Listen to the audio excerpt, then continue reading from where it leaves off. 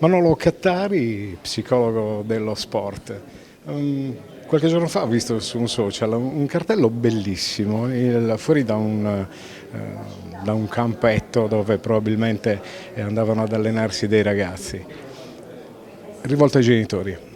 Se pensate che il vostro ragazzo sia un campione, siete pregati di portarvelo via.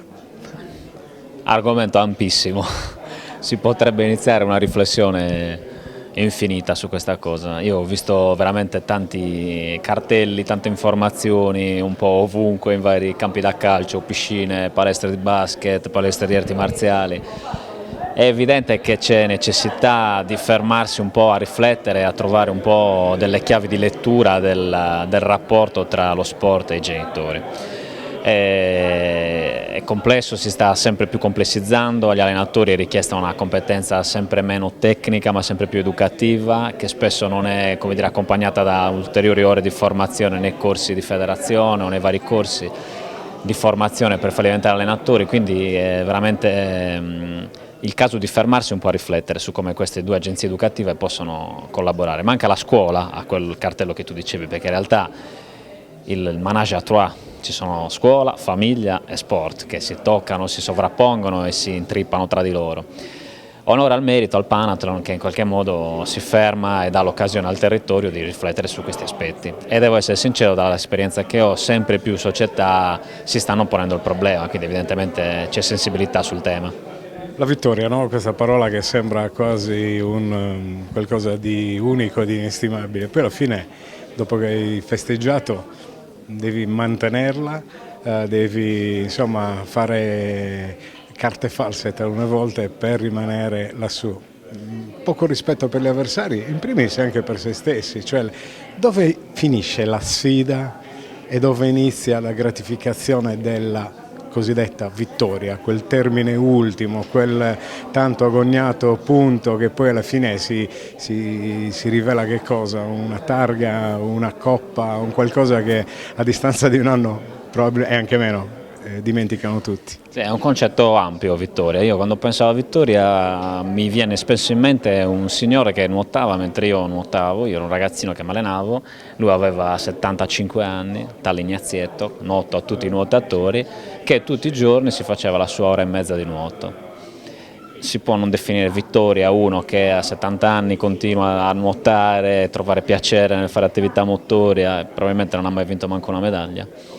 Va un po' visto. Diciamo che ci sono degli obiettivi di performance e degli obiettivi di risultato. La performance è migliorabile sempre, io potenzialmente posso migliorare tutta la vita. Il risultato arriva se arriva alla vittoria. Non è sbagliato giocare per vincere, assolutamente, va un po' smitizzato questo. I bambini giocano per vincere, anche questo è un altro falso mito che c'è, che i bambini giochino per divertirsi, punto e basta. Il vincere non necessariamente schiaccia il fatto di continuare a giocare per divertirsi e per migliorarsi, quindi nella realtà è importante nel proporre sport tenere a mente entrambi gli obiettivi, perché altrimenti o li perdiamo da una parte o li perdiamo dall'altra. Siamo genitori ma siamo stati figli e probabilmente chi ha avuto la fortuna come me di avere un papà che invece di mettermi in competizione con gli altri diciamo che mi esortava a migliorare, però facendo solo esclusivamente conto sulle mie forze, mi viene un po' strano, no? Pensare che ci sia qualche genitore che veramente vede chissà che cosa poi nel proprio figlio, perché sta mancando, secondo me, nel mio modesto avviso, di rispetto proprio per lo stesso.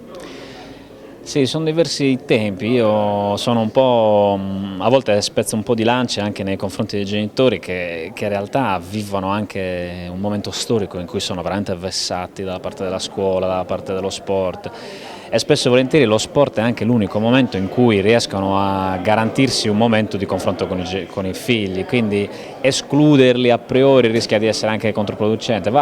Guarda, veramente credo che siamo in un momento storico come non mai in cui c'è bisogno di fermarsi, riflettere, capire delle strategie condivise, portare dentro in qualche modo l'opinione dell'altro senza che l'altro mi fagociti. Sì, ed è vero che se questo non avviene si entra in situazioni in cui l'atleta diventa un'arma che si impugna vicendevolmente tra società, famiglia e scuola, perché nel triangolo c'è anche la scuola, e rischiamo di distruggere delle personalità in crescita. Sì, dico solo, la mia era una provocazione chiaramente, ma no, lo hai capito, non escludere, ci mancherebbe altro, anche perché poi il genitore si fa carico di tanti oneri che riguardano anche le lune dei figli che cambiano sport magari 4 volte in un anno.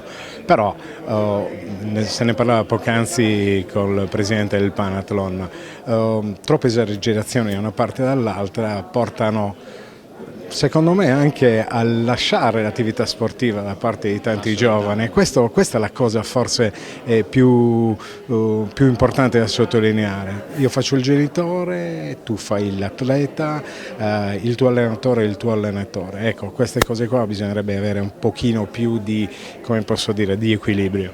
Assolutamente, in un mondo ideale, pedagogicamente come dire perfetto, rispetto a ciò che succede a scuola il genitore non entra in merito perché la figura di riferimento è l'insegnante, rispetto a ciò che succede nello sport è l'allenatore, rispetto a ciò che succede a casa non entra in merito l'insegnante e l'allenatore. Non viviamo in un mondo ideale, viviamo in un minestrone educativo e quello che leggiamo nei giornali tutti i giorni ne è il sintomo.